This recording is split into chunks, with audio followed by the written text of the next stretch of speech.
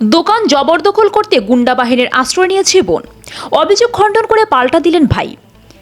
কিছুদিন ধরে বিভিন্ন সংবাদ মাধ্যমে শিলচর ফাটক বাজারের দোকান বেদখলের জন্য বোন ও জামাইবাবুর উপর প্রাণঘাতী হামলার যে খবরটি প্রচার হচ্ছে তা সম্পূর্ণ মিথ্যা ও ভিত্তিহীন বলে দাবি করলেন প্রমোদ কুমার মোদক। উল্টো তার নিজের ক্রয় করা দোকান পিতৃ সম্পত্তি বলে দাবি করে জবরদখল করতে গুন্ডা বাহিনীর আশ্রয় নিয়েছে তার নিজের বোন ও বোনের জামাই বলে পাল্টা অভিযোগ করলেন ভাই প্রমোদ কুমার মোদক। প্রমোদ কুমার মোদক নিজ বাসভবনে এক সাংবাদিক সম্মেলন ডেকে পাল্টা অভিযোগ এনে বলেন যে তার বিরুদ্ধে এ ধরনের মিথ্যা অপপ্রচার করে তার সম্মানহানির চেষ্টা চালানো হচ্ছে। তিনি এই অভিযোগকে খণ্ডন করে সংবাদ মাধ্যমকে জানান তার বিরুদ্ধে আনা প্রাণঘাতী আক্রমণের অভিযোগ সম্পূর্ণ মিথ্যা। তিনি বলেন ফাটক বাজারে যে দোকান রয়েছে সেই দোকানের কোনো বৈধ কাগজ তাদের হাতে নেই, অথচ তারা দাবি করছে যে এই দোকানটি তাদের। এদিকে যাদের বিরুদ্ধে প্রমোদ অভিযোগ এনেছেন তাদের প্রতিক্রিয়া পাওয়ার চেষ্টা করা হলেও তা পাওয়া যায়নি। শিলচর থেকে অজিত দাসের প্রতিবেদন। বিভিন্ন প্ল্যাটফর্মে এখন একটাই নিউজ চলতেছে যে আমি আমার বোনকে মারধর করে বেদখল করেছি এবং প্রাণঘাতী হামলা করছি। সম্পূর্ণ মিথ্যা বানোয়াট কথা। আমি কখনো আমার বোনকে মারিও না, বেদখল করে না। তারা দখলে ছিল কখন? তারা তো যদি ব্যবসা করতো আমার এখানে, তারা বলছে আমার এখানে ব্যবসা করে, যদি ব্যবসা করতো তাহলে ট্রেড লাইসেন্স নিয়ে করতে লাগতো, এগ্রিমেন্ট থাকতো। কোনো কিছুই তাদের কাছে নেই। কোনো একটা এগ্রিমেন্টটা দেখাতে পারবে যে আমি ওদেরকে দিয়েছি আমার দোকানটা, যে ওই দোকানে আসলো? কোনো ধরনের প্রুফ দেখাতে পারবে না। রাস্তা ফাটক বাজারের লোকেরা কেউ বলতে পারবে না যে আমার দোকানে কোনো দিন এরা দোকানদারি করেছে। অযথা বলছে আমরা নাকি প্রাণঘাতে আক্রমণ করে তাদেরকে বেদখল করেছি। তারা কোনোদিনও দখলে ছিল না। এটা আমার দোকান। আমি আজকে 25 বছর ধরে, প্রত্যেকটা ফাটক বাজারের ব্যবসায়ীরা জানে, 25 বছরের সুনামের সহিত আমি মশলার ব্যবসা করে আসতেছি। কিন্তু এটা সম্পূর্ণ একটা মিথ্যা প্রচারে আমাকে অপমানিত করা হচ্ছে এবং নানানভাবে আমার হ্যারাস করা হচ্ছে। 2010 সালে আমার বোন আমাকে রিকোয়েস্ট করলো যে তোমার বোনের জামাই কিচ্ছু করে না, ছেলেটা বেকার, তোমরা দুইটা মানুষকে চাকরি দাও। কি করব? বোনের জামাই ভাগনা রাকেশ মোদক হচ্ছে আমার বোনের জামাই রাজন মোদক, তাদেরকে আমার দোকানে আমি 2010 সালে চাকরি দিই যে এমপ্লয়ি হিসাবে। কিন্তু তারা দোকান 2010 সালে দেখা অবস্থায় আমার 2013 সালে আমার বাবা মৃত্যুবরণ করে। তাতে আমি 6 মাস যাবত আমার মানসিকভাবে তোরা ডিস্টার্ব ছিলাম। তখন আমি তেমন একটা হিসাবপত্র রাখি নাই যে কী হিসাব করছো তোমরা, তাদের হাতে ছিল ব্যবসা। কিন্তু যখন 6 মাস যাওয়ার পরে যখন দেখতে পারলাম আমি ঋণ বারে জর্জরিত হয়েছি, অথচ এই ব্যবসাতে প্রফিট আছে, অথচ আমি কোনো টাকা পয়সা পাচ্ছি না, তখন আমি হিসাব করে দেখলাম প্রায় 20 লক্ষ টাকা রাজন মোদক এবং রাকেশ মোদক চুরি করে নিয়ে গেছে। কিন্তু আমি তাদের কাছে যখন এটা জিজ্ঞেস করি যে আমার টাকা কোথায়, আমি যখন চাওয়ার সঙ্গে বলছে তুমি কি আমাদের চুর পাবো, যদি তুমি চুর প্রমাণ করতে চাও তুমি থানা পুলিশ করো, তাহলে তোমাকে আমি প্রাণে মারে দেবো, এটা হুমকি দেয়। আমি এই হুমকি পেয়ে আমি রাঙ্গেরহারি থানাতে 2014 সালে একটা আমি থানায় ডায়েরি করি। তাদেরকে বললাম ঠিক আছে তোমরা একটা বন্ড সাইন দাও যে জীবনে কোনোদিন আমাকে হুমকি দেবে না আর আমাকে পয়সা দিয়ে ডিস্টার্ব করবে না।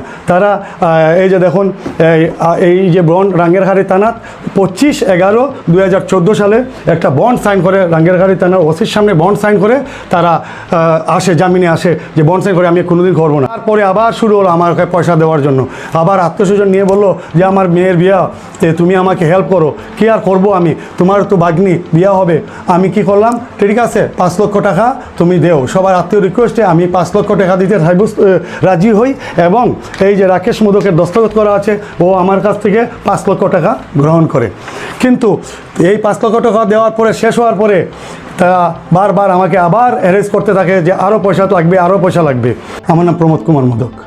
আমিও যেটা জমি আছিল এটা আসলে বিক্রি করে দিয়েছে, যেটা পাশের দোকান, এটা অলরেডি 2005 সালে বাবা বিক্রি করে দিয়েছে। তারা ওই কাগজের বলে তারা বলতেছে বাবার সম্পত্তি। এটা আসলে আপনারা যদি চান আমি এটা কপিও দিতে পারবো। এটা বিক্রি করে দিয়েছে বাবা 2005 সালে, আর অথচ তারা ওইটার একটা নকল বের করে বারবার পৈতৃক সম্পত্তি বলে দাবি করতেছে। আমার 2014 সালে যখন রাজন রাকেশ আমার দোকানটি চুরি করেছে, 2014 থেকে তাদের কোনো সম্পর্ক নেই তাদের সঙ্গে। আর বারবার হ্যারেস করতেছে এই রাকেশ রাজন, বারবার আমার তাদের প্রতি বিতর্কিত হয়ে তার মধ্যে 14টা মতো কেস করেছি। তার পক্ষে কি সম্পর্ক থাকতে পারে? আমার ঘরে আমি জায়গা দেব? এটা কি জনগণ বিশ্বাস করতে পারবে?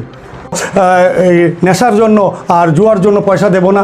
আমি বলি না তোমাদের নেশা করবে, জুয়া খেলবে, আমি এসে পয়সা দেবো না, আমার কষ্টের পয়সা। তারা আমার বাসায় আক্রমণ করে। আমি বাসায় আক্রমণ করার পরে আমি 2018 সালে একটা FIR করি রাঙ্গেরহারি থানায়, যেটা হচ্ছে নাম্বার হচ্ছে PRC 456। কিন্তু এই কেস এখনও কোর্টে চলতেছে, কিন্তু এই কেস চলা অবস্থায় তারা বারবার আমার কাছে টাকা দাবি করে এবং আমার দোকানে বারবার আক্রমণ করে। 28/5/2023 তারিখে আবার ধরেন একটা মহিলা সমিতি নামদারি এক সংস্থা আছে, গীতা পান্ডে, যিনি ডিজাস্টার ফর লাইফ নামে একটা সংগঠন, বুঝতে পারছি না ওরা সামাজিক সংগঠন না গুন্ডা বাহিনী। ওরা আমার ছেলে এবং আমার ভাতিজাকে বিভিন্নভাবে হুমকি দেয় যে দেশে কোনো আইন আমি মানব না, কোর্ট কাছারি মানব না, আমরা এটা শেষ করে দেব। কিন্তু আমার কাছে এটা ভিডিও ফুটেজ আছে, আমি আমার সাংবাদিক ভাইদের চাইলে আমি ফুটেজটা দিয়ে দেব। আমি বললাম না, আমি আপনাদের বিচার মানব না, আমি আইনের দ্বারস্থ হয়েছি, আইন যা বলবে। আমার যদি কোনো সম্পত্তিতে তারা দাবি দেওয়া থাকে আইনের দ্বারস্থ হোক, আমি আইনকে সম্মান করি। আইনের যদি প্রুভ করতে পারে কোনো পয়সা বা দাবি দেওয়া কোনো সম্পত্তিতে পায়, আমি 100% আমি দিয়ে দেব। এতটা কেস করার পরেও তারা আর দমিয়ে থাকেনি। তারা আবার 13/6/23 তারিখে আপনাদের সাংবাদিক ভাইদের নিয়ে এবং মহিলা সমিতি নিয়ে আয়সা বলে আমরা নাকি তাদেরকে মারধর করেছি, আমরা দোকান থেকে পালিয়ে যাব। আমরা পালিয়ে যাব কেন? আমরা তো কোনো বেআইনি কাজ করিনি। তারা ঘরে বসবাস করছে, এটা হচ্ছে একজন পুলিশ, যার নাম হচ্ছে গিয়ে টিঙ্কু গোস্বামী। ওনার ঘরটা ওনাদের কাছে ভাড়া নিয়েছিল, কিন্তু ওরা ভাড়া চাইতে গেলে মারধর করে। একজন পুলিশ অফিসারের ঘর তারা দখল করে এই ঘরে বসবাস করতেছে। ওনার যে কেসটা এখন বর্তমানে 19 তারিখে শিলচর কোর্টে বিচারাধীন আছে এবং এই দিন রায় হবে বোধহয় যে তারা ঘর ছেড়ে যেতে হবে। এই ধরনের গুন্ডা যারা পুলিশকেও ভয় পায় না, আমি আর কি বলবো তাদের সম্বন্ধে। আমার দোকান কোনো দিন তারা দখলে ছিলও না, তাদের কোনো ব্যবসাও করেনি। আমি শান্তিমতে থাকতে চাই এবং আইনের প্রতি আমার শ্রদ্ধা আছে। আইনভাবে যদি তারা কেস করে আমার কোনো সম্পত্তিতে তারা ভাগবাটোরা পায়, আমি দিতে বাধ্য থাকবো। কিন্তু এরকমভাবে গুন্ডা নিয়ে বিভিন্নভাবে অত্যাচার করতে, চুরি করেও ক্লান্ত হয়নি। এখন তাদের মদের পয়সা, জুয়ার পয়সা আমার পক্ষে দেওয়া সম্ভব না। তারা যদি আইন মতে পায় কোনো কিছু, তাহলে দাবি করুক, আমি আইনে যদি সাব্যস্ত হয় আমি দিয়ে দেবো।